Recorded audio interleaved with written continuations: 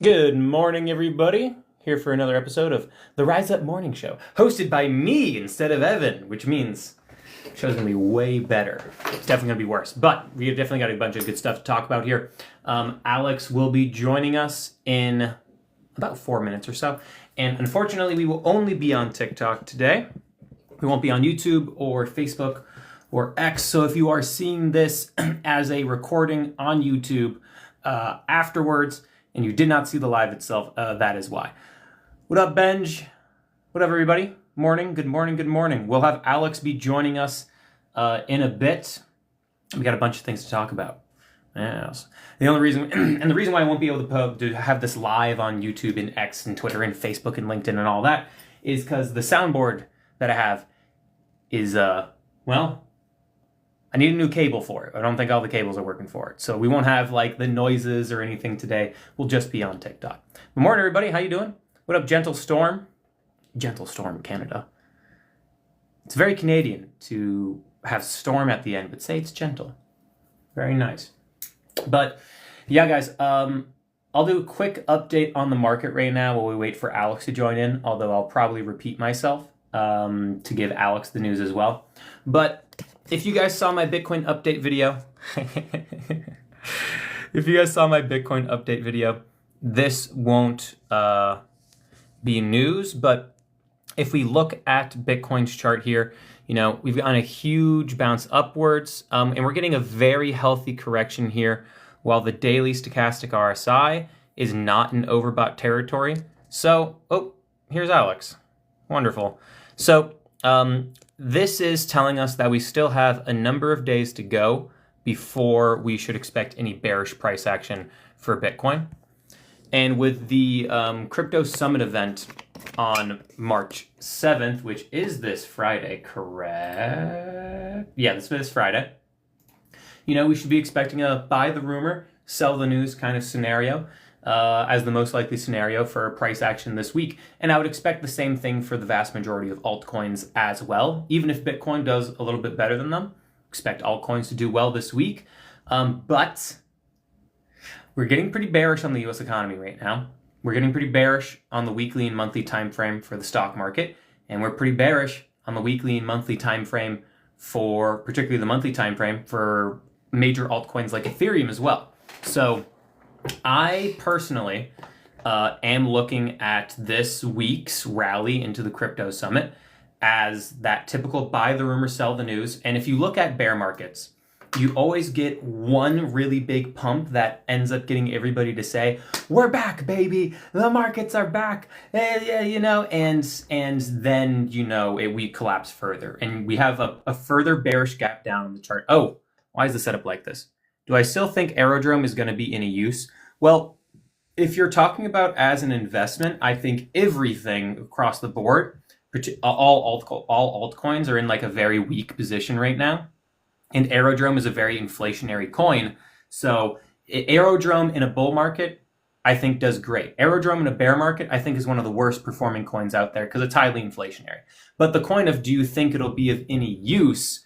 Yeah, I mean, like, it's a ton of use today. Like, Aerodrome's a phenomenal solution as the decentralized exchange for Base, and it makes so much money.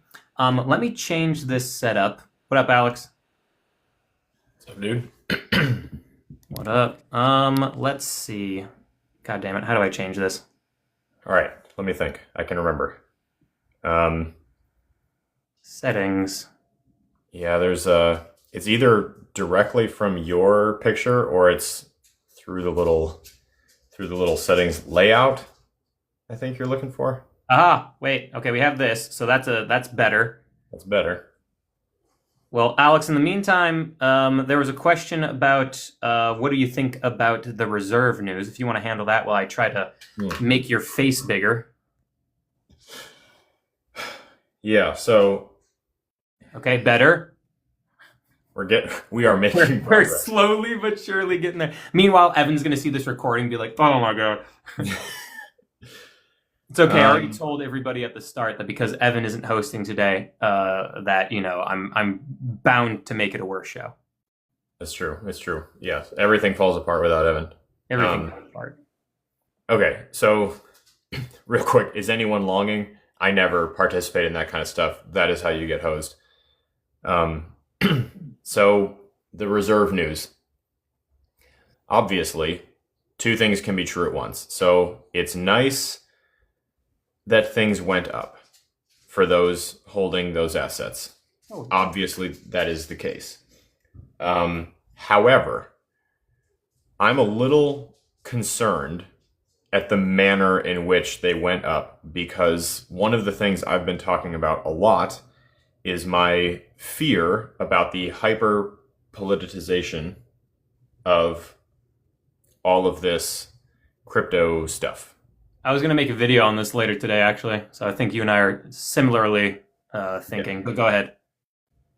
Listen, we having a crypto friendly administration is a good thing for the industry, but depending on why, it could also end up causing some damage.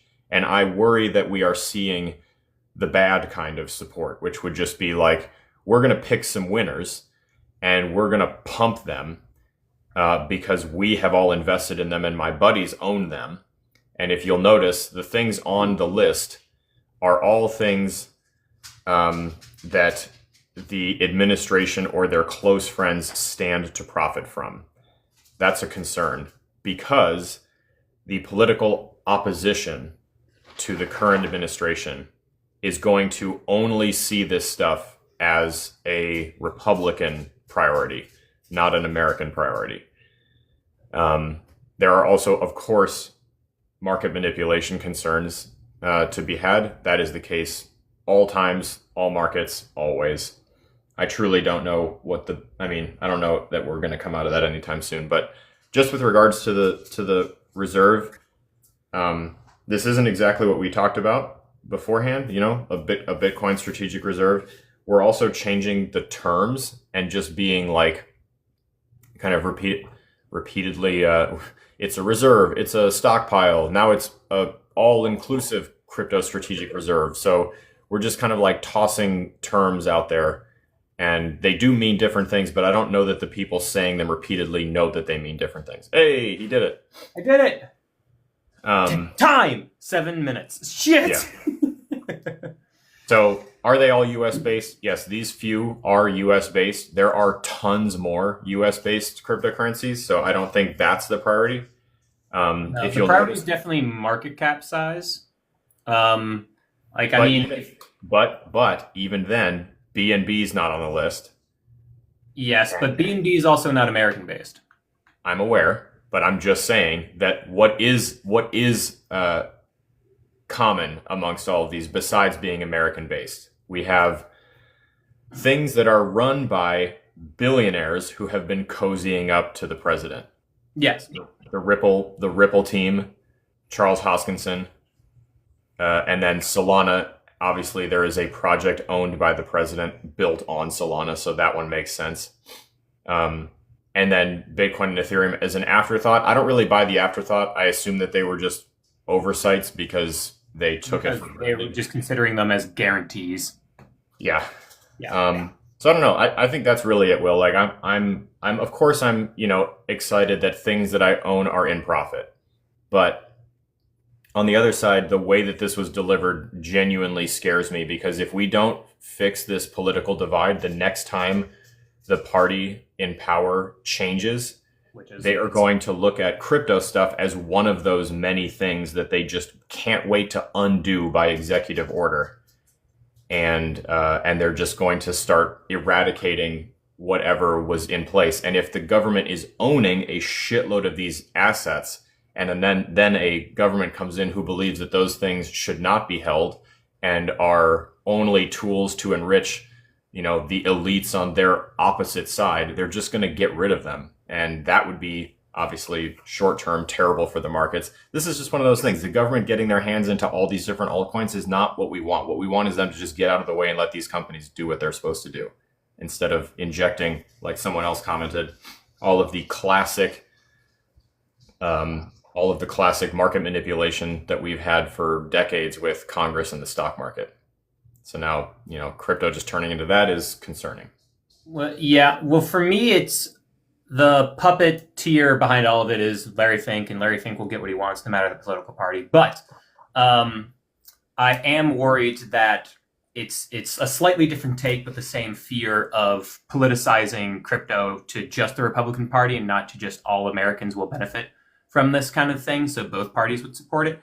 Is we are right now, cutting things like food stamps. We're cutting other social programs that a lot of people rely on, or at least like that we do, right?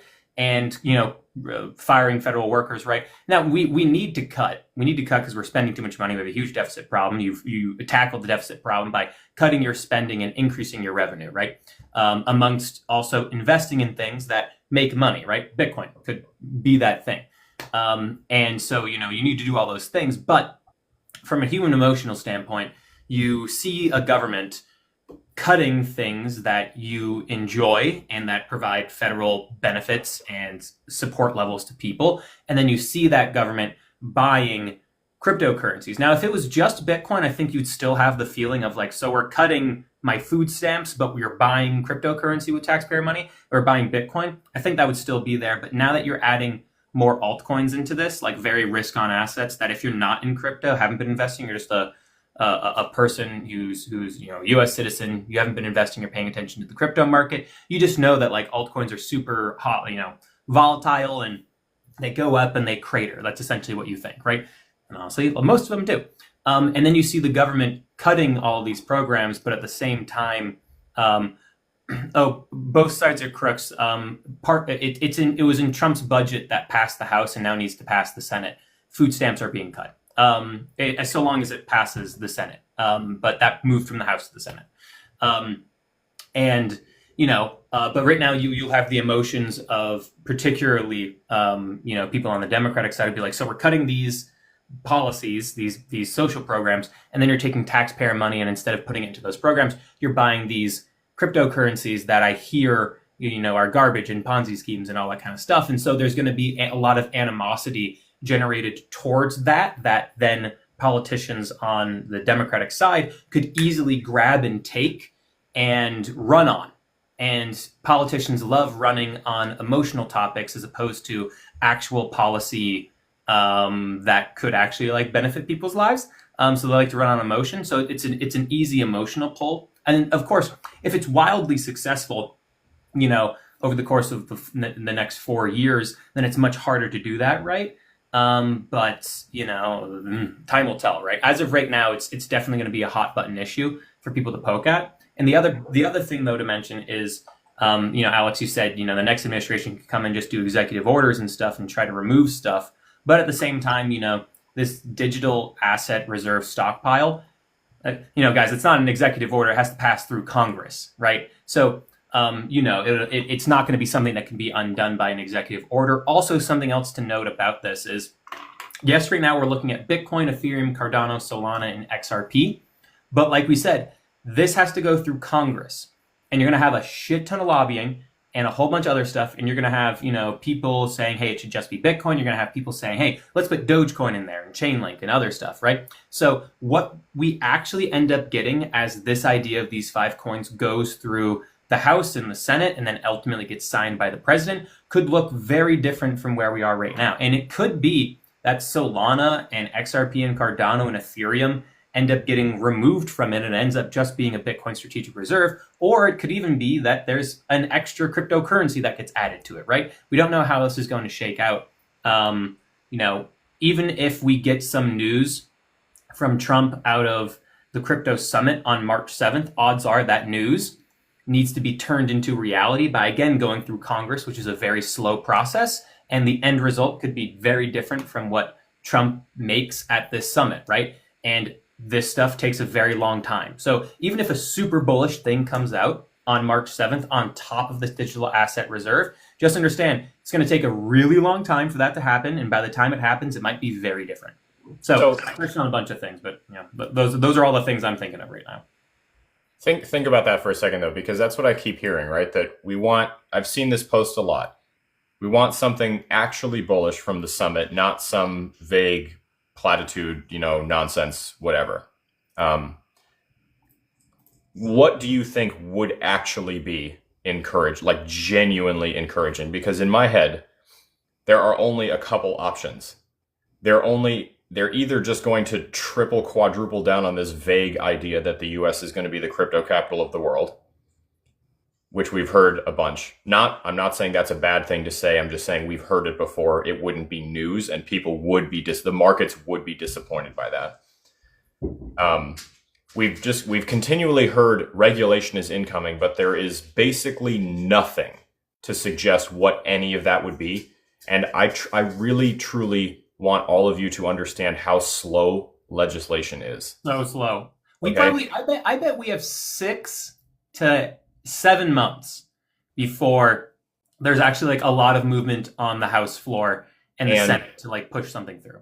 And if something was on the floor in 6 or 7 months, that would be one of the fastest zero to floor moves that Congress has made in recent history with anything kind of this significant. We've seen, of course, small batch legislation get rammed through very quickly, and in an emergency that can happen. This is not an emergency.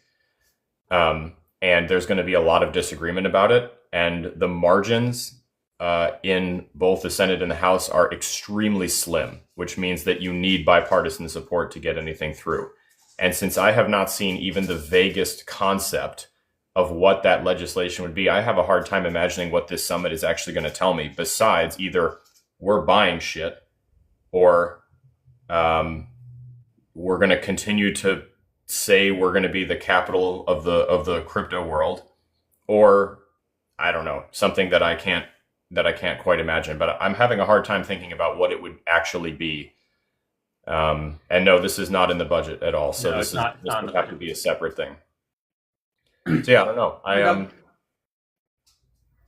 know. Well, the only news that I can think of that would come out of the Crypto Summit event that would get a lot of people potentially willing to like ape into crypto, and again, this would require Congress, would be, Trump coming out and being like, hey, we're not going to have any capital gains tax at all on crypto, which I see as a rumor floated around on Twitter. And that doesn't make any sense in the world to me because the government likes to get paid. So like, why would the government get rid of tax? Also, I think it'd be horrifically detrimental to the U.S. economy and stock market. But, it's another topic. Plus too, just consider if they want to make all of these cuts to pay for the things in their budget, then that money is going to have to come from somewhere. And even by Doge's wildest estimates, we are not even 20% through the amount that they are looking to add to the debt deficit. With regards to cuts. So you need more income to cover that. So I really have a hard time believing that even if it was proposed, removing capital gains on all crypto and even just a subsection of crypto, I don't think that's likely at all. Yeah. To be very honest. And Sushi Monkey, also, first of all, great name. On that point, I want to expand on something too, because I need to make a video about the bond market, which is boring, but the bond market is a great indicator for faith or lack of faith in the economy, and is typically a signal for a recession. And right now, everyone's super worried about the bond market. So, Sushi Monkey, your question was, what if they tank the stock market and migrate everyone to crypto? Migrating everybody from the stock market to crypto would only really happen if they're like, hey, there are taxes on stocks, but there aren't taxes on crypto. And I think it would really be a horrific thing for the U.S. economy, the U.S. empire, and I probably would leave America if that happened.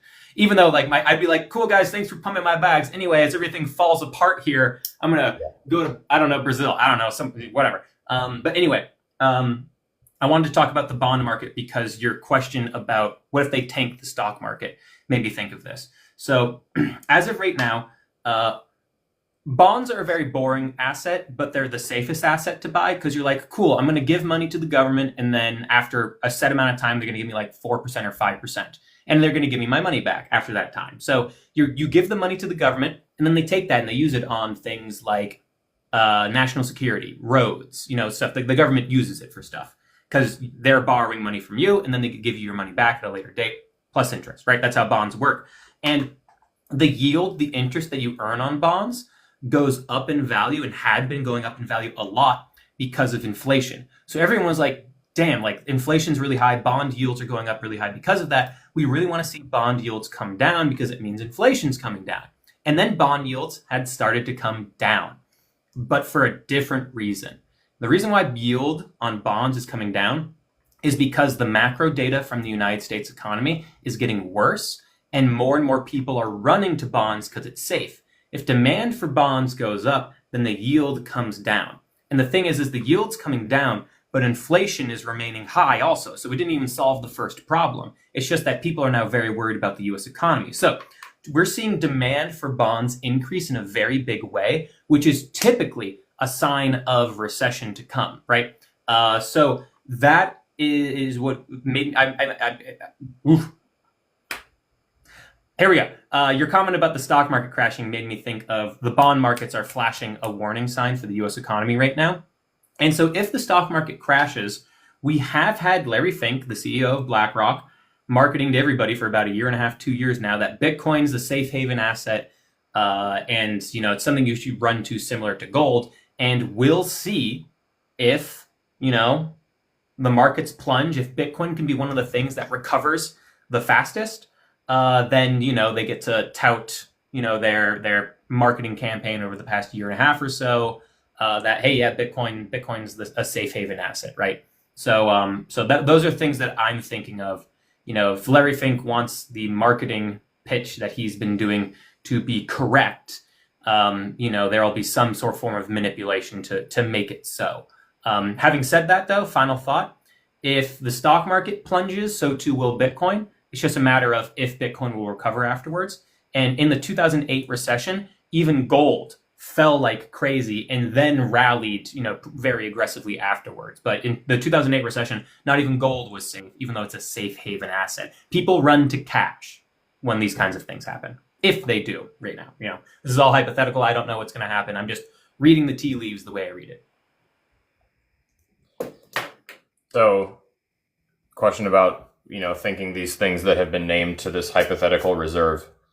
In the event that the market crashes, will they crash along with it? I mean, yeah, more than likely. You have to remember that right now, as it stands, this multiple crypto portfolio, digital asset stockpile reserve, whatever we're calling it, doesn't exist anywhere except for a Truth Social post. So it means almost nothing. But it is from the president. Correct. So it means something. It means more than if I posted it. That's for damn sure. But my tweets are very influential. He posts a lot of stuff, is all I'm saying. And in order for the market to, I believe, this is in reference to the question, would these things crash with the rest of the market? I believe that they will, because the only place that the reserve of these assets exists is in a Truth Social post. I just don't think there's enough reason to keep them from crashing. And we've heard that before. And in response to the let us be happy. Look, like I said several times now so far. Let us be happy. I'm excited that they're up, and I hope that if you're in profit now, or that if you bought that bottom, that you have taken some profits off the table. Nothing about this whole scenario, nothing about this suggests we are now resuming only up. Long term is all good. This is, like Will said, this is a short time horizon market pump, and someone made a tremendous amount of money off of it. So much money. It was $200 million, put at a 50x leverage 2 minutes before Trump made that Truth Social post. Yeah. So definitely not insider information trading. Nope. That's a myth. Like fairies and unicorns. Yeah, right. It's not really real. We talk about it, but insider trading is not real, guys. It doesn't happen. It doesn't happen. No, and we can speculate all we want about it. The fact of the matter is that that's an unbelievably massive long at crazy leverage, and I think something like a 2% slide in Bitcoin's price would have liquidated the long. It was Zelensky. I don't know what the wallet address was, but you can go look it up on Google. It's been reported on, so you can go Google it. You'll find the information you need. Nancy's ghost wallet. Yeah, exactly. Yeah, no, it's crazy. Insider trading. It turns out this was Nancy's final final play. Final play before she just leaves. I should see another question I wanted to address. I got to go find it. So when you think about like how you play all of this, just for reference, what I'm doing, taking profit because I own Bitcoin, Ethereum, and Solana, and they're up. So profits on ETH and Sol from this pump, just because I do think that it will be short lived, and even if this is the bull market resuming and continuing to then go up higher and higher and set new all-time highs or whatever, I still want to de-risk because this was such an aggressive move in such a short amount of time that a correction is almost inevitable. Mm-hmm. And like I said, nothing changed about the macro picture that was contributing to the downside except for this post.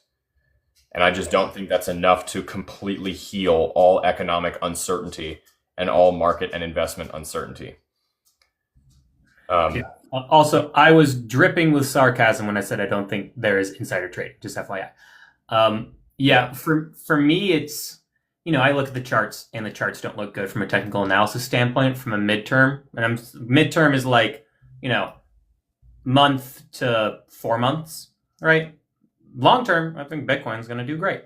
And on the short term, I think you can see most cryptos do pretty well this week. And I'm also in the camp where I'm thinking of de-risking heavily out of the altcoin positions that I want, because I think the stock market on the weekly to monthly time frame looks terrible.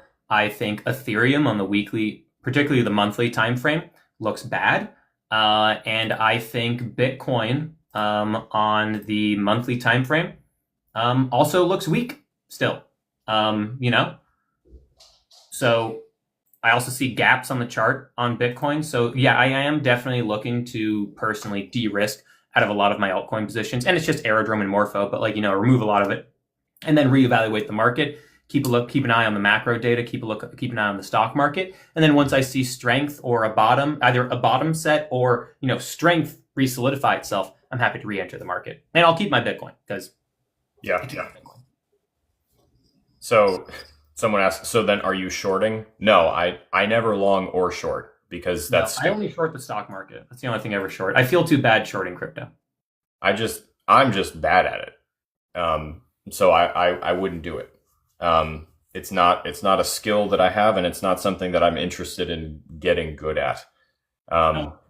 Interesting. Apparently, this is a slight change of topic, but apparently rumor mill is President Trump to make an investment announcement today at 1:30 p.m. per the White House. Mm-hmm. So, I don't know. I guess we're going to get some more news at 1:30 p.m., everybody. So, strap up. So, your options there are a repeat of exactly what he already posted, which would probably invigorate things more, at least short term. Or I guess it could be something totally different, but seems unlikely given yesterday. Or it's him making an announcement about, I'm going to try to, make it so we don't have crypto taxes.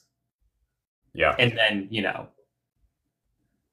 people might become more than a Truth Social post. Yes, it might. I think it will. I mean, they ran so heavily on Bitcoin Strategic Reserve. There's gonna be an attempt to do something, and the Republicans own the House and the Senate, although they barely own the House. Just FYI, in case you guys don't know, the Republicans have a 1-seat advantage in the House. So they literally need every single one of their senators except for one to vote along. So the House is going to be a very interesting thing to watch just from a political standpoint. Because if you have 2 Republicans who say no, and then every Democrat votes against something, something will always get stuck at the House, just FYI. That's the one thing that will stop the Republicans or be a bottleneck on Republican policy from pushing through. So that's just something to watch. But it could also result in things taking a super long time for things to actually really get voted on and pushed through, and could also result in, things that Trump says he wants to do getting changed immediately out the gate on the House floor. Like this, like we're talking about, like, he's tweeted that it's going to be Bitcoin, Ethereum, Cardano, XRP, Solana, and then it could be totally different by the time it ends up going through the House and getting as a bill put onto his desk. So, they've run super heavily on a digital asset reserve or a strategic Bitcoin reserve. So it seems like there's definitely going to be the attempt to get it done. And at the end of the day, if it does get done, it could very likely be different from what Trump posted on Truth Social. That's just the way the government works. Yeah. So there's a question about, exiting the stock market and all this. If you're firmly in speculation town, here's one of these things that I say all the time. And this applies to both crypto and stocks in, whatever positions you hold in, whatever brokerage accounts, whatever ETF positions, whatever individual stocks, whatever crypto positions, both spot or, other fund, whatever. Obviously, and ideally, we are constantly selling these things high and rebuying them low, and then reselling them higher and then rebuying them lower. Right? So like in a perfect world, of course, that's what you want to do. So if you've ever asked the question, like, do we buy high or do we buy low and sell high? Yes. Right. That's the idea. The reason that is just an ideal and not the thing that literally everyone does is because it's really hard. And you are very unlikely to nail that. You're way more likely to see a day like yesterday. If you're newer to this and you haven't looked at it that long and you're maybe jaded by bias about how much you like this administration or don't like this administration, you're more likely to make a reactionary move based on whatever happened. So everything pumps 30% yesterday, which is insane for one day. It wasn't even a day. It was like over the course of 3 hours. 3 hours, yeah. Which just makes no sense, and that's not sustainable. Meaning, and it did, start to slide there, stopped pretty abruptly, got to a hard limit. Like I said, of course, what you want to do is be selling today, and then when it crashes, buy back again, and then when it pumps again, sell it again, blah, blah, blah, blah, blah. There's no need to ask the question. That is ideally what you want to do. And the reason that I never really talk about making specific moves to do that is because 99% of people would just mess it up and lose money. So if you bought yesterday after the pump, you are going to be in a loss if you're not already. And then you're going to be doing this thing where you're consistently becoming more and more agitated because you keep messing that up, trying to trade with only surface level tertiary information from social media, instead of all of the other reasons that the people who make the market move are buying and selling stuff. And you're just going to continue to make worse and worse and worse decisions. So the way that you fix it is to, first of all, stop doing that if you consistently mess it up. Quit trying to swing trade or day trade. I am speaking from years of personal experience here. I quit doing that. I see a day like yesterday, and I sell stuff because I know that's not sustainable. And I know at some point the prices are going to be lower than they were at the peak of yesterday's pump. And that's the day that I would then look at buying something. If you try to front run things by reacting, you're going to lose every time. So the first thing you have to do if you keep messing that up is to stop taking the attempt. And accept the fact that you've made mistakes and try to walk away like having learned something from the mistakes. Mm-hmm. So one position that's really hard to navigate, and Will, I'm curious if you disagree with me here. One position that's very hard to navigate is, what do you do if you've become unconfident in whatever you're holding, but you're not in profit right now? So you can't just sell. I saw that question too, yeah. Can't just sell your stuff in profit and walk away. So how do you navigate that? When do you make the decision to potentially cut a position at a loss, but to save yourself from further downside? I would encourage you to be as objective as possible. And what that means is you have to try. And when I say try, I mean try, because this is really, really, really, really, really difficult. You have to put your internal bias aside. So everyone I'm looking at you, J Heat, telling me to be an XRP maxi. Not going to happen because I'm objective. Maxis are not objective in anything. If you are a maximalist, you are inherently biased, because you probably have a very hard time accepting bad news about the thing that you love. So I would ask you, if I were to tell you something bad about your favorite project, would you be immediately angry, or would you be concerned that perhaps you missed something and now you'd like to go do some more reading? If it's the former, you're a maximalist, you're biased, and you're going to get hosed. If it's the latter, then you're probably on your way to being a better investor. So, Will, I don't know what you do when you look at a position that you'd like to cut. I would try to, like I said, step one is try to focus on being objective and identify whether or not you're biased about your investment. And then trust your gut. If you think like, hey, there's really no reason for stuff to keep going, this seems like it's unsustainable, then maybe it's time to at least de-risk some. Don't sell the entire position at a loss. Maybe take some of your cash out of it and leave it on the side in case you see further downside. Worst case in that scenario, the market turns around and pumps again, and you now have a smaller position, but you have cash on the side for the next time it does go down. So that's one, not a bad thing. And two, you've locked in a loss that you can write off on your taxes to offset some of your capital gains on the position that just went up. So the worst case scenario in cutting a partial loss there really doesn't seem as bad as the worst case scenario of not doing that and just losing even more. To me, if you're having that internal conversation at all, like, I really feel like I should de-risk, that's probably indicative of the fact that you're over-invested and you can't actually afford to lose the money that's in this thing. And you should really, really heavily consider taking some of it off the table. Yep. The only thing I would add on top of that too is like in this speculative pump up that we have this week, most likely ahead of the crypto summit event on March 7th, I am looking to remove the overwhelming majority of my altcoins from the market. And granted, my altcoin trades since I have been playing this market since 2023 in this cycle is very much so up, but like I do have buys in Aerodrome that are like very much so down. And so I'm still willing to cut a lot of that at a loss, because I have also been in a position where I haven't exited in a relief pump in a market where I didn't have a lot of confidence anymore, because I was like, well, I'll just hold, there's more, or something like that, And then I've witnessed how volatile crypto is to the downside. We've been watching how volatile crypto is to the upside since, the second half of 2023 up until, very recently. And now we're potentially in a position, and again, I'm just reading the tea leaves here, I'm no sage, but, if the market is in a bear market for the next few months or so, and the stock market as well, you're going to experience how volatile crypto is to the downside. And I've already done that, and I didn't enjoy that experience. So like, I'm very willing to remove a lot of my risk from the market, even though I do have some buys in Aerodrome that are underwater, but that's fine. And because it can be ridiculously underwater, right? Or I can be in a position with my cash, which is still very much so in profit from my trading going all the way back to 2023. Fortunately, been here early.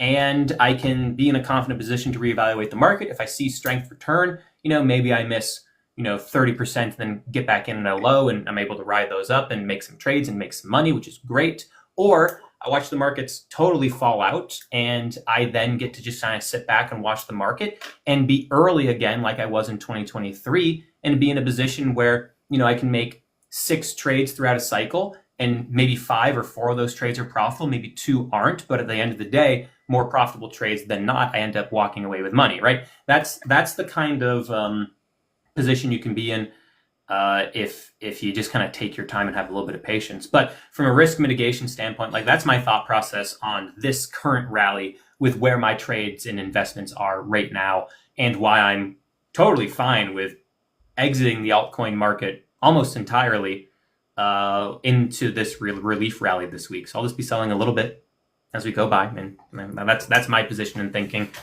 as to the question of when do you sell even if you're red, Yeah. right?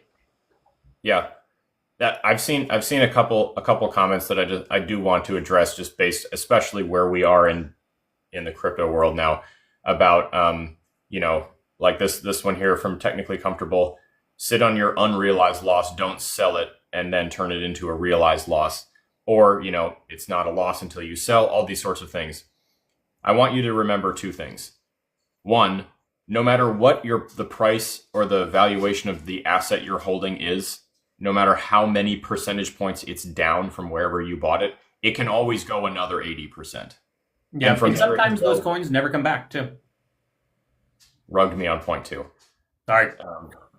It can go down any number of percent from any number of percent. You can have an asset that loses 99% and you think it's safe. It can go down another 99%. Okay, remember that.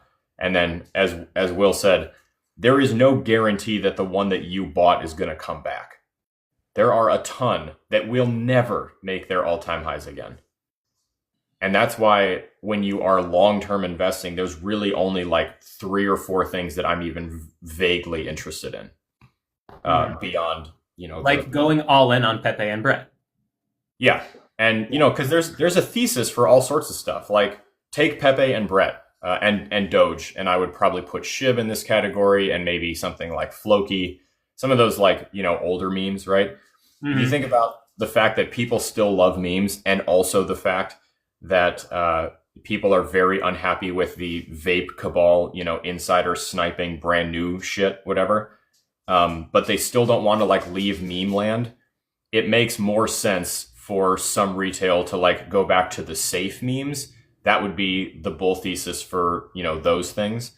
And Glenn, I know that it hurts your feelings, but it really doesn't matter. There are so many shit coins besides the 5 memes that I just, and you know that better than anyone, dude. You know that even in the utility world, the vast majority of them are shitty vaporware projects that were never going to build a product. They were just being used to either launder money from one venture capital firm to some other market maker and back again, or they were at best just a shitty idea that never was going to go anywhere, that got a ridiculously overinflated valuation. So, which is the majority of cryptocurrency. Yeah, I really genuinely do not think that it's fair to like single out 5 memes. Honestly, if you really want to get like hyper technical, I think that Pepe is a better project overall than EOS that you just I mean, there. To be very honest with you, I hate to say yes. Yeah, I hate to say yes. Pepe is better than EOS and Neo. I'm trying to think of other failed platform cryptos. I can't think of any others. But yeah. But I mean, dude, there are so many. Yeah. Now I do want to. We've been very, very bearish because I think the markets are bearish and people should do risk mitigation standpoint. But there's still reasons to be bullish, guys. Like I bullish long term. Now, everything that we're saying, I want you guys to remember, as you see the headlines, digital asset reserve has, XYZ cryptocurrencies in it, strategic Bitcoin reserves across all these different states. Maybe Trump's going to have no tax capital gain. You're going to see other things made as announcements from Trump, or like Michael Saylor's going to be buying a bunch of stuff, or, a whole bunch of stuff. But particularly if it's government related, remember, any announcements we get are going to take a long time to get turned into law, a long time, potentially a year. It's just that's just the speed of how the U.S. government runs for things that don't require an executive order. An executive order can happen like that, but for things that require bills, it's a very long and lengthy process. So, we have really exciting things like strategic Bitcoin reserves at the state level. Wyoming lost theirs, by the way. It got voted down, and I think another one got voted down, by the way. So, it's going to take multiple attempts too at the state level. Strategic reserve at the federal level, it's going to take a really long time. A lot of these government regulation pieces or things that require bills are going to take a long time. They're going to take a year, maybe 2. So we see these announcements, and yes, we are bullish long term. They're going to be great. The SEC could, turn on staking for the Ethereum ETF, but again, that's not going to happen for, at the very least, probably another 4 or 6 months at the very least. These things take time. So you then have to ask yourself, like, in that time, what's going to happen to prices, right? These bullish things aren't going to happen for, at the very least, 5 months, let's say 4 or 5 months, at the very least. So what's going to happen to price in the meantime? Is it going to go down?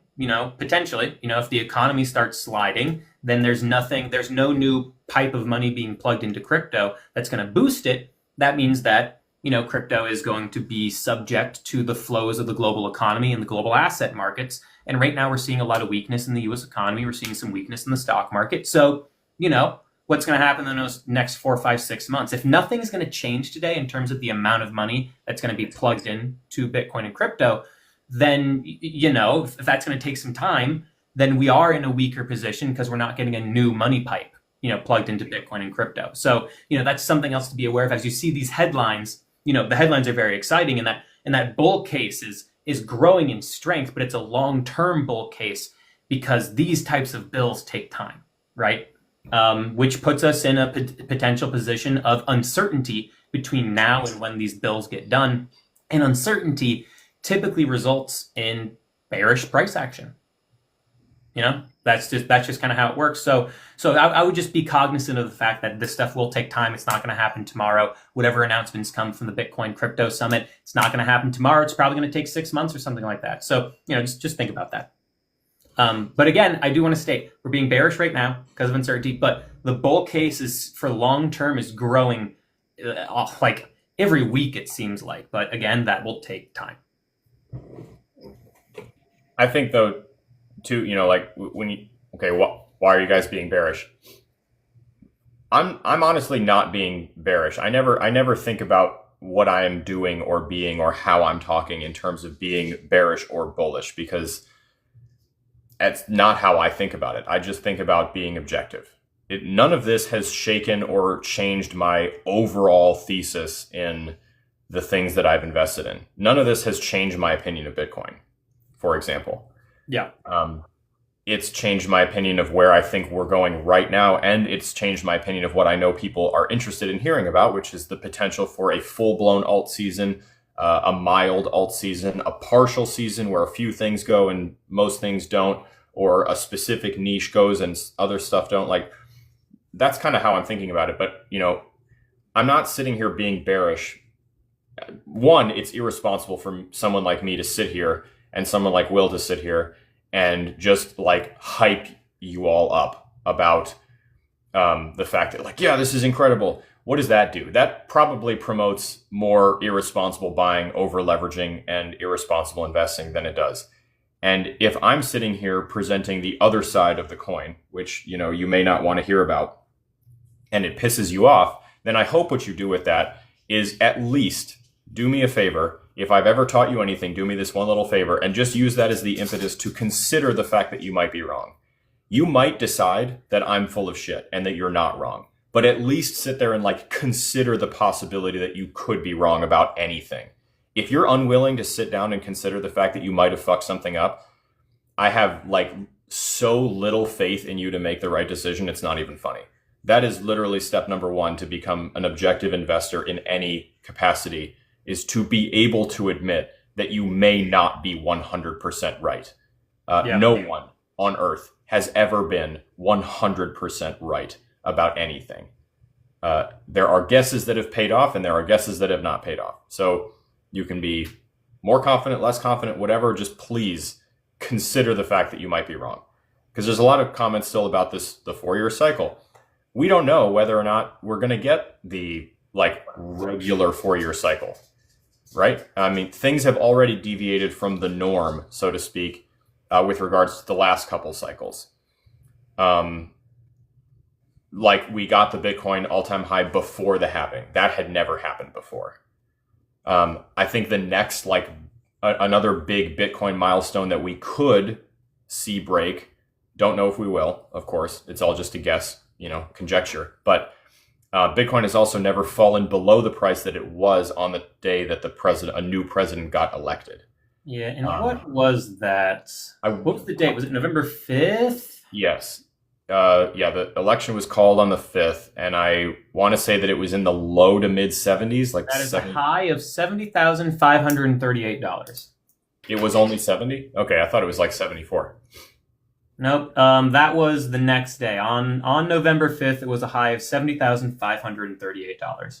Gotcha. Okay, so if history came completely to fruition and we in fact did not break all previous cycles or whatever, we would not fall below 70 would be the new floor. Nothing guarantees that that's the case. One of the things we do like to remind people of is that even though this industry is very different than anything we've ever seen before, we also don't have as much data as we do on other things. And yeah, I'm aware that the ETF was part of it, but there are a lot of contributing factors. The ETFs change all kinds of things. They change, the standard money flow. If people are investing, money into the Bitcoin ETF, from their retirement accounts, for example, you're not siphoning all of that money out on a pump and sending it to altcoins. It's going to stay in your retirement account because you don't want to be penalized for early withdrawals. So, it interrupts the money flow, which is one of the reasons that we never saw ETH rip the way that it normally would following a crazy Bitcoin run, just because ETF volume sent a lot of buy volume or sent a lot of price action into Bitcoin. That money was stuck in accounts that could not then go buy Ethereum. Which then disrupts the flow into the rest of the altcoins and into other stuff. There was one question, Will, that was earlier that I think we can hit really quick, and I apologize. I meant to answer it. Why stablecoins instead of cash? For me, there's 3 reasons. Number one, velocity. I can more quickly swap USDC into something than I can cash, and I have more options. 2, I have better interest options. If I hold USDC, I can put it in different places to earn higher interest rate than I can on straight cash. And 3rd, I just have more decentralized options. I can use it to acquire currencies that are not traded on centralized exchanges. Daniel, of course, banks have good velocity as well. But again, it depends on what. And if I'm specifically talking about buying crypto, then my bank has the worst velocity of all time. If I'm talking about buying groceries, then of course my bank has higher velocity than my Phantom wallet. So it depends what you're doing. I'm talking about investing here. Yeah. Also, guys, just a quick little commercial. If you guys want to be able to ask us questions at any time, asking us questions in our comment section, hard for us to get to. Asking us questions in the Discord, though, we will always get to them. In fact, I have quite a few to catch up on since we were at East Denver. And I'm now just seeing pictures of Evan at Mardi Gras. So that's fun. But if you guys want to be able to ask us there, hop into the Discord. It's free. You can find the link to join on either of our profiles. And if the link doesn't work, send us a message in our DMs. I have a bunch of DMs to catch up on too, that I imagine are requests to get into the Discord. So you can ask us those questions there. Another thing I want to talk about, because I saw some people trying to get us to chat about it, is the ending of so many lawsuits between the SEC and various cryptocurrency organizations. We had the SEC drop their lawsuit against Coinbase. I think their lawsuit against Hex, or what was it, Richard Hart? Or no, who? Yeah, it was Richard Hart, and a few other things. So, Alex, that's the kind of stuff that I think you pay closer attention to than I do. So, curious to see, were there other ones I'm missing that they dropped? I want to say the OpenSea one was dropped as well. Oh, yeah, the OpenSea one, which was their best case at actually potentially winning. Yeah, so, I get it. You have new leadership coming into an agency or a department that's engaged in a whole bunch of stuff that could have been looked at as being political, and they want a clean slate, so they're going to start cutting stuff. You of course want to make sure that you're right, and it's worth noting that OpenSea, Uniswap, Coinbase had progressed to a lawsuit, but OpenSea's was just a Wells notice, as far as I know. And that is not a lawsuit. That is basically just like an intent to sue based on the fact that we have observed that you've done something wrong and we believe we have enough evidence to go forward. We're doing you the courtesy of allowing you to prepare for being sued. So I fully expect Wells notices to be canceled or dropped, which would mean I believe that Uniswap is also owed one. But that one, I'd have to look and see if Uniswaps had progressed any farther, because that one was considerably before the OpenSea one. It is funny because swaps got dropped as well. Let me look it up. Yeah, I don't remember on that one. It's funny because the OpenSea Wells notice was the only one that I would call justified, because they absolutely did list unregistered securities based on current definition. Now, we can disagree or agree from now until the cows come home about whether or not the Howey test has legitimate applications here, should be amended, should be changed, should be deleted, whatever. The fact is that it's not yet. And so based on current law, OpenSea was and is still breaking the law. I just think that it's the same thing when a new president comes in and issues 500 executive orders, and the first half of which are just canceling every executive order from the previous administration. It's not meant to be declarative. It's just meant to, set the tone. I think that the only reason that the Ripple one is still going is just because it was so much bigger, and there's so much more there that you can't just drop it without considering a whole bunch of other stuff. So, lawsuits that have progressed farther, grown bigger, require more attention. I believe it should be. I think that we're so unbelievably well beyond any reasonable consideration of continuance with that thing. But the only thing that moves slower than Congress is the legal system. So I expect that it's coming. I just think it's probably going to take a minute. But there was Ripple has had many judgments. It's not just been one. There's been a lot. The SEC has been moving the goalposts on the Ripple case for years now, which, to be fair, they have a history of doing. They've thanks, Rudy. They've moved the goalposts on basically everything they've ever done. Think about the Bitcoin spot ETFs. All the criteria for approving and passing those was met ages ago, and they continually, delayed, denied, request more documentation, change this, do this, whatever, constantly moving the goalposts. All of it was actually really beautifully laid out in Commissioner Peirce's published opinion post Bitcoin ETF approval, where she said the reason that this was such a momentous market moving event was because of the drama that the SEC created by refusing to treat this the way that they would have treated any other application. She's 100% correct about that. That's a fire that they lit. Yeah, I don't know. I think it's to be expected. I would be surprised if any of them survive, any of these lawsuits survive, except for maybe flagrantly criminal ones. But interestingly, like I said, we saw OpenSea's get dismissed, and that one legitimately was an actual illegal, that was a justified Wells notice. Yep. Well, somebody who was a Bored Ape Yacht Club holder must have gotten the ear of the president and of Paul Atkins. That just seems to be what's happening. Everyone who has a project just getting up to the politicians and although to that degree, against that argument, you'd think Dogecoin would be in there too for the digital asset reserve. Yeah, but here's the thing. Dogecoin is one of those few that is actually not led by anybody. As much as Elon has that is true. That is true. Adopted it, no one's in charge. We know who did it, but they're very publicly not really participating anymore. Yeah. Well, guys, if we'll answer a few more questions here, but I think we've kind of hit most of the major topics to talk here. Unless Alex, you have a few things you want to address before. Yeah, I think I would just, like I said, I would double down on one point that I made earlier, just because I've seen a few comments kind of speculating what else could be in the reserve. I believe the language "other great cryptocurrencies" or something like that, was in the tweet. Here's the thing.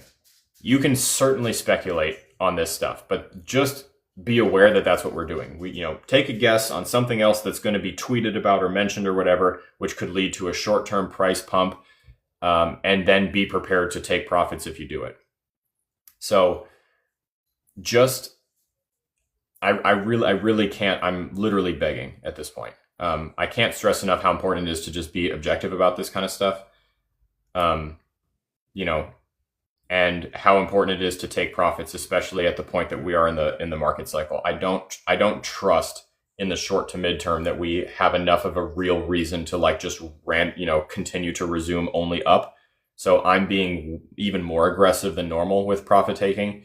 And if I see a day like yesterday where things that I hold went up 20, 15, 20, 30, 40% in one day, Cardano did 70% yesterday in 3 hours. If you own that stuff and you didn't take profits on that, I'm here to tell you that you made a mistake. Even if it continues to go, it's a good habit to get in because it's not going to continue to go every time. And the worst case is that you walk away with a little bit of extra cash on the side to do something with the next time it crashes. And is anyone really going to look me in the eyes and tell me that it's never going to crash again? Because it will. It always does. And the thing that I'll mention as well is it can be hard to take profits in a red market. Oh, wait, hang on a second. I have to do the puzzle. I have to let TikTok know I'm not a robot. All right, we're still here. But if you can save yourself from losing more money, or maybe you're still in profits still, and maybe you didn't get the profits that you wanted, but you can walk out with profits, right? And then reevaluate the market. And if the market does in fact go down over the next several weeks, several months, right? The ability to then have the opportunity to then buy into Bitcoin cheap, Solana cheap, even some of these like very large market cap plays. And I'm doing air quotes around large market cap because in this scenario we're painting, if they do go down, they will be smaller market caps. You could easily take the money you save right now, dollar cost average in at or near a bottom, and then very quickly after you've re-engaged into the market and the market picks up again, and maybe you've even bought Solana, and like in a bear market, that's the perfect time to stake some stuff too. Staking is the only time I ever stake is when there's a bear market.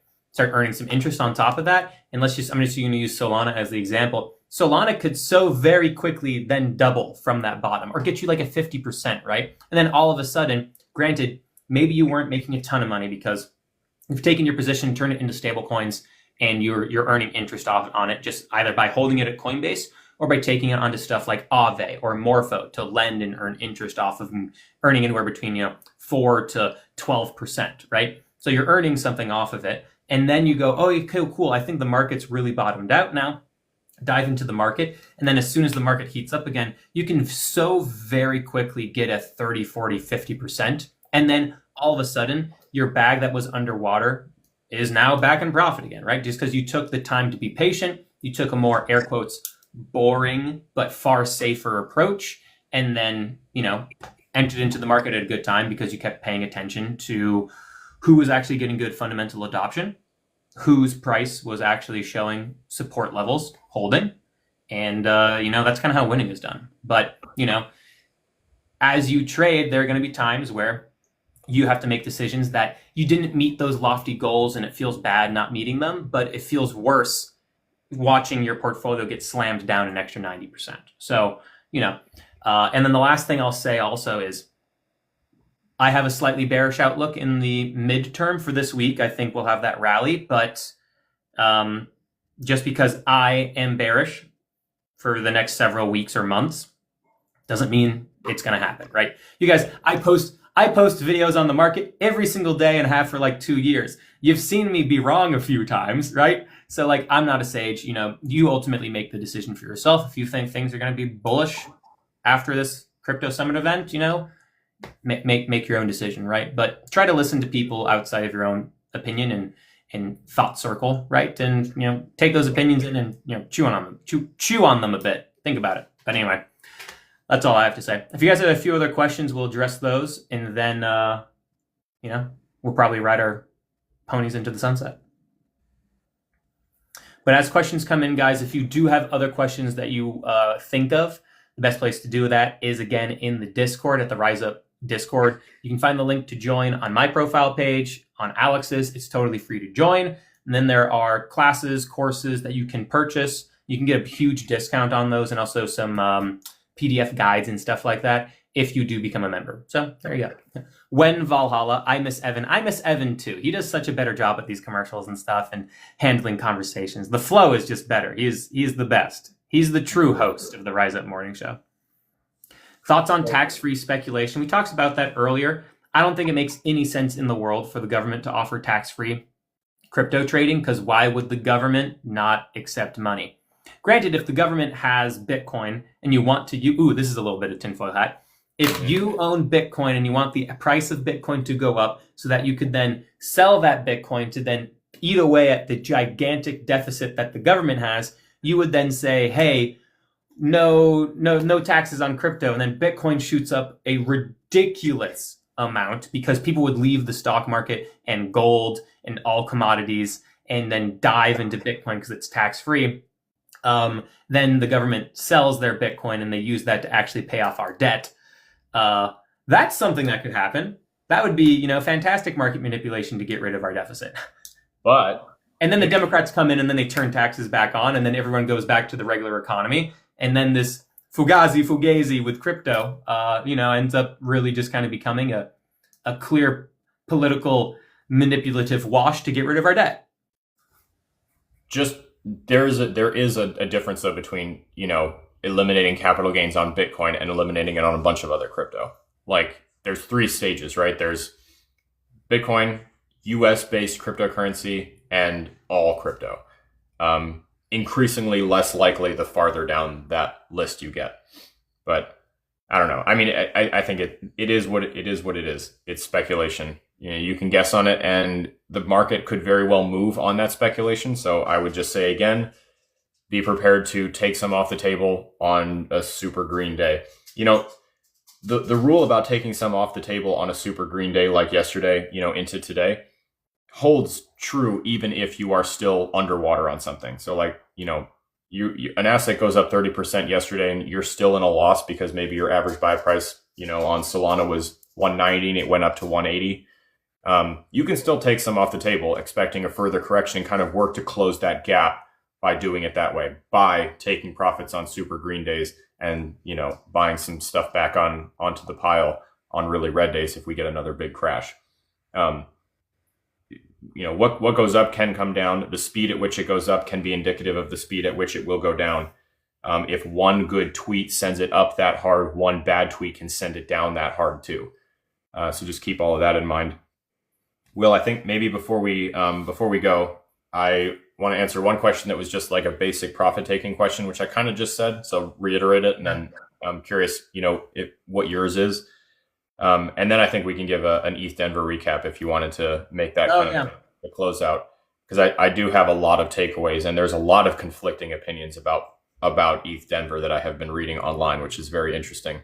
For those who don't know, ETH Denver is a 10-day long event that just ended on Sunday, yesterday, that we were all in Denver for a number of days, not the entire thing, but a good chunk of it. Okay, profit taking. Mine is super simple. This is going to be super, super short. I sell on green days and I buy on red days. And a little bit more specific, what that means is whenever I see a day where the price or the valuation of an asset that I hold has increased significantly, and I don't mean I'm waiting until a 2x or a 3x to take some out. I mean 20%, I'm taking something off the table because a 20% return on investment in the short term is amazing. So I'm happy with that. And I'm also a very conservative investor. And I've also round tripped the bag before to the tune of multiple 6 figures. So I'm not trying to do that again. And I would rather win a little bit less than win nothing. So on green days I sell, and on red days I buy. Not everything all the time. I think the best way is to give you an example is with Solana, because it's the one I've been kind of swinging around. If Solana does 15% up, I'll sell. If it does 10% up, I'll consider selling.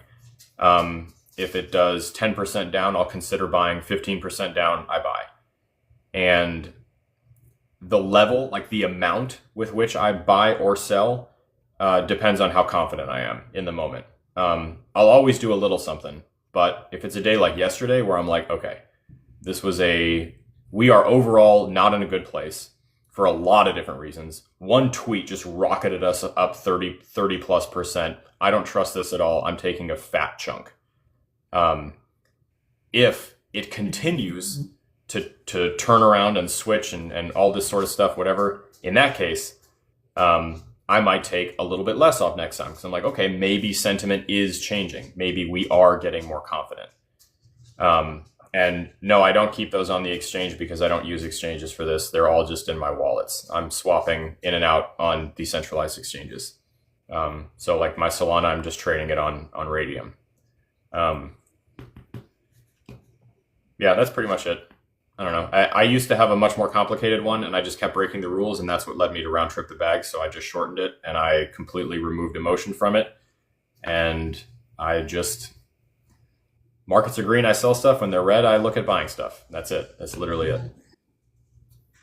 Yeah, I don't know. For me, it's like, I have a more like technical analysis driven kind of approach to things. So I like to see, consolidation patterns, various, highs and lows coming to a point, forming some kind of consolidation triangle. You guys have seen me draw my charts all the time, measure a breakout, and then sell along the way through that breakout. That's what I like to do. And then right now, though, from the last buy positions that I had, my last buy positions in Morpho are a little bit down. My last buy positions in Aerodrome are down. But, these are like my 5th or 6th trades since the end of 2023. So they're up. So now I'm in a position where I'm just cool, these positions are, my most recent positions are down either a little bit or a decent chunk, like 50%. My last buy in Aerodrome is down something like 30%, but then I had one buy that's down something like 62%. Something, very, very large.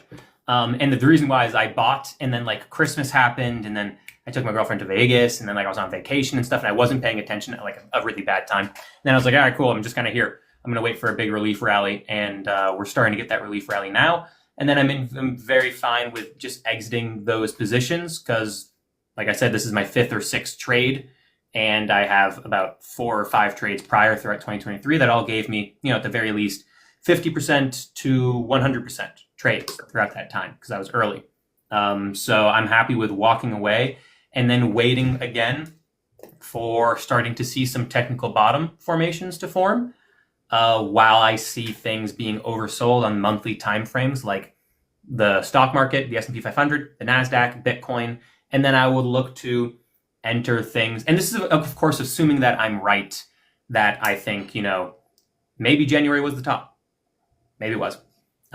In which case, if that was correct, then I would start to, in a few months, look to dive into things like Solana, buy Bitcoin, and then probably keep it real simple to that, and then stake my Solana, and then do that and ride a trade out for a few months, and then sell something again, and yada yada. Take it from there. We're talking about profits though, and that's just kind of where I'm at. But I think that Alex's approach, your approach, is just perfect for new people. If you don't have a technical analysis background, just do that. Remove emotion away from it. Just look and see, oh, hey, we're up 20% in a day. Just sell a tiny bit, move it into a stable coin, and then earn some interest off that. And then, you have another day where your coin's up by that amount again, sell 10%, 5%, something, just something. And then, when you have a market crash like this, even if it's in a bull market, right, we still get crashes that are 40% along the way. You can buy back in. And you go, okay, cool, market's red, really red today. I have some stable coins I'm going to buy back in. And bada boom, bada bing. Staying away from technical analysis, I feel like, is maybe the best approach for most people, but for people who want to get into it, people like me, happy to help you, learn and get better at it. But I don't know. Those are all the thoughts. Those are all the thoughts I have. What did you? What was your impression and takeaway from the conference? Yeah.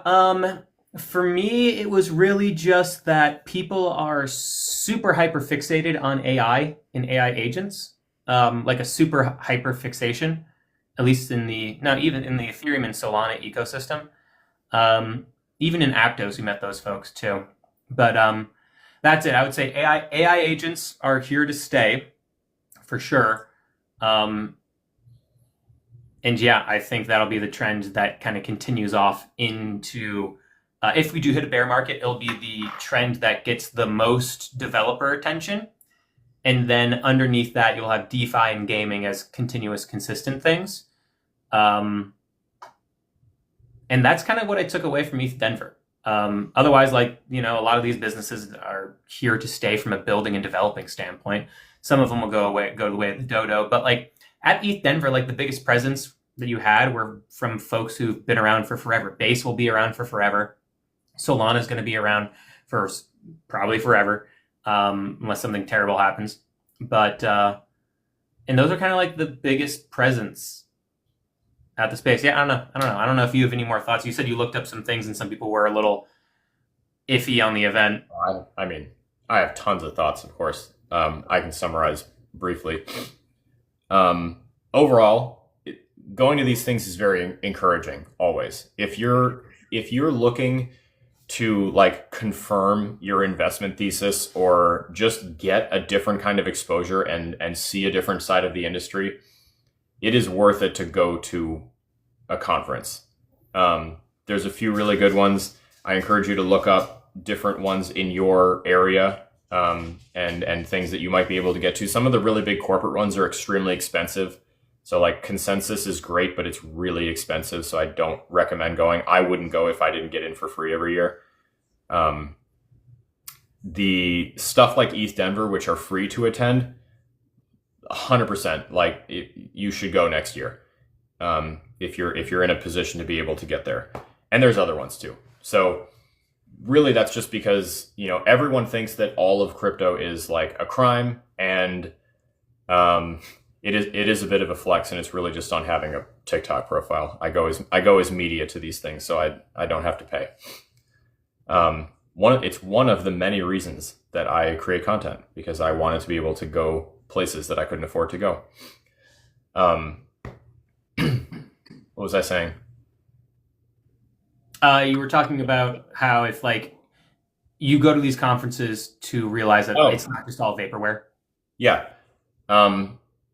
So, you know, if you only looked at crypto Twitter and only watched a few videos on TikTok, you would think that the overwhelming majority of crypto is just memes, it's just crime season, and it's a bunch of pump and dump bullshit. There was zero conversation about that here in Denver, except for a few people being upset about it. The overwhelming majority of the conference were all of these companies, tons of names that you know, that you would recognize. You know, all of these major cryptocurrencies all have booths there. I guess as far as ETH Denver goes, this one is being looked at by ETH maxis and ETH Denver frequenters as being a major departure from the norm, being that Ethereum was like one chapter of this conference, and there was, I was surprised by like how much Solana there was, and Aptos was there, and BNB chain was there, and you had, it was way more multi-chain than I was expecting. These things are becoming more and more and more multi-chain. Even the Bitcoin conferences are becoming more multi-chain, much smaller scale, but still going that direction, just because there's so much interest, and people know that no one is going to attend a maximalist conference. I mean, Ripple had a booth at ETH Denver. That's right. Nothing in altcoin world could be farther from Ethereum than Ripple. And they were there with a booth. Stellar had a giant booth. Polkadot had a booth. Hedera, right. I can't believe I didn't mention Hedera. Yeah, Hedera had a huge booth. There were tons of conversations, tons of panels. I never go to the panels. I'm so bearish on panels. They're all led by people who have no clue how to moderate, and they're very boring. And you can watch them for free on the internet. So I'm just not a fan. I go to talk to people. And when you're as media, you know, when you're there as media, definitely not celebrities. I do have a bunch of friends. Alex gets recognized a lot because he talks to everybody. I do have a lot of friends. You're just like, oh, hey. Alex knows everybody. I have a lot of friends in the industry. Yeah. So these things are also just like family reunions where I get to see all my friends, which is great. But so yeah, there's that. It always kind of renews your confidence that there are a ton of people who are actively working really hard to make the industry better. And it can help confirm, you know, long-term opinions about things that you're invested in. It can also help to influence, you know, something that maybe you should have a negative opinion about. Like, for example, Polkadot is an interesting one because they had a booth. they went so hard at this conference. They didn't just have a booth. They rented an entire mansion for multiple days and ran a huge community event out of the Polkadot mansion. That was like a co-working space. It's being looked at as being, it was a great time. Everything I've seen posted about it is like this. And yet, of all of that, there's nothing else going on the chain. They spend a ton of money to let everyone know that they still exist. And then with that attention, I never really hear about new shit that's happening.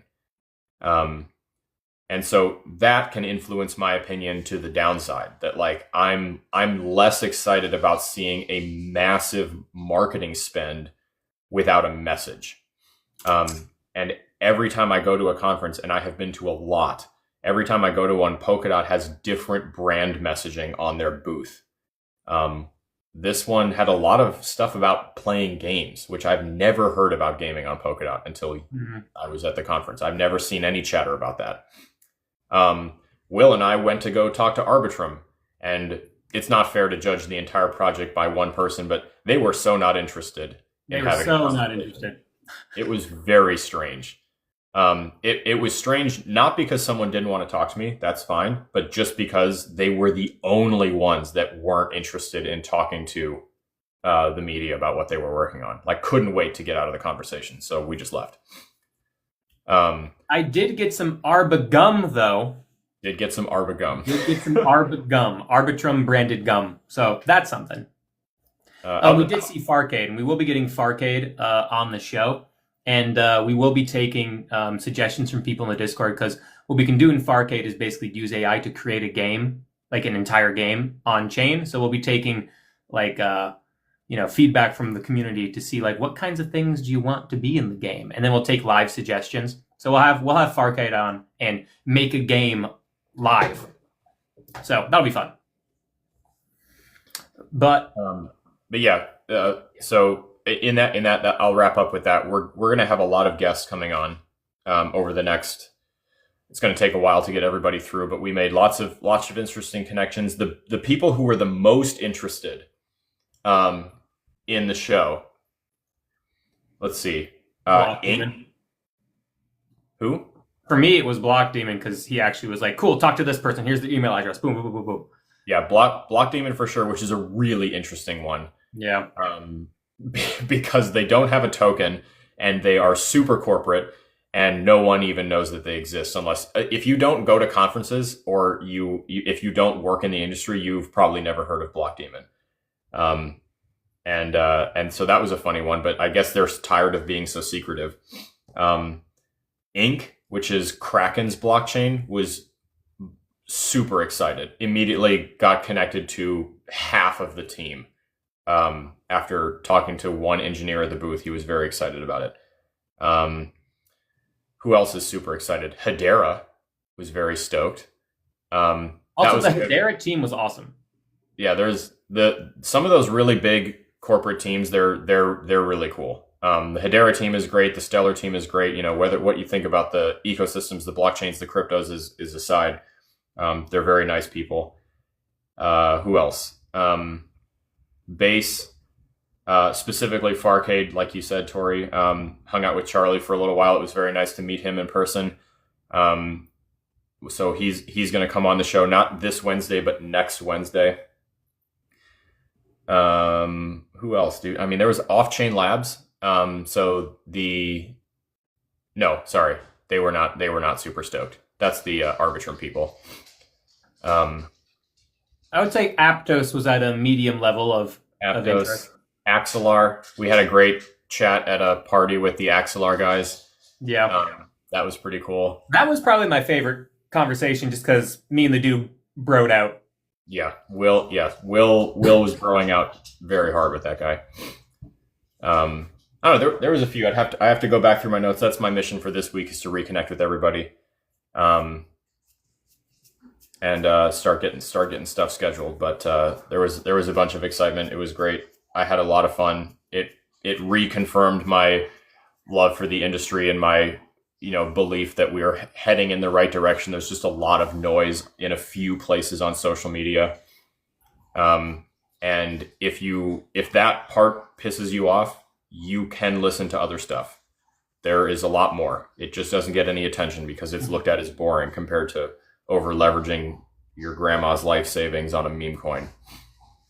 And I'll say there was the question of like, hey, does meeting the team make you more bullish on the project?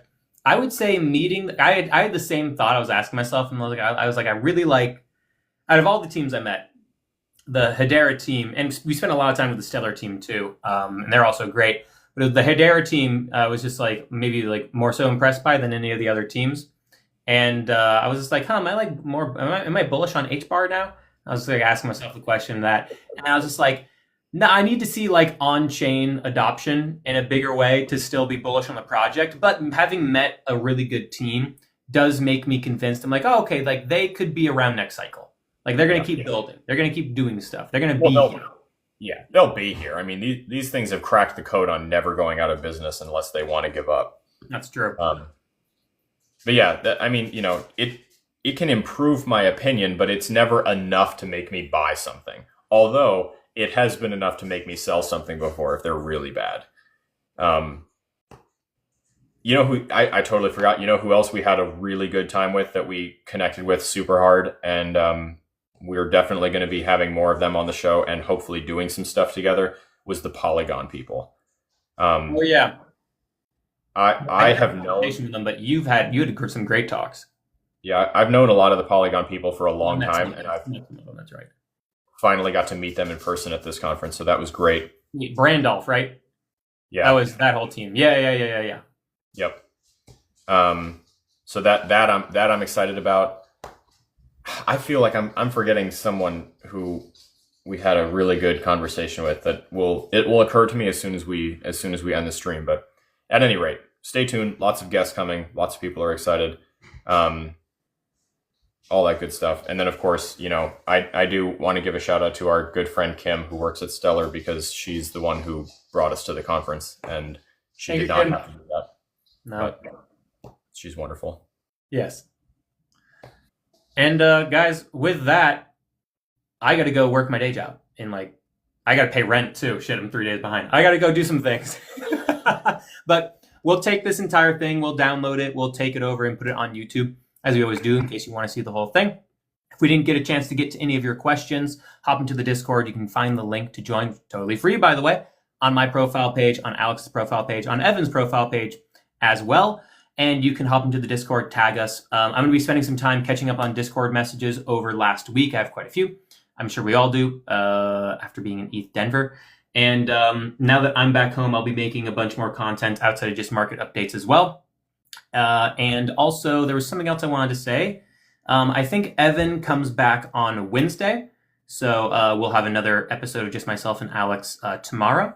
So everybody have a good day, do good things, be good people, make a bunch of money, and see you guys later.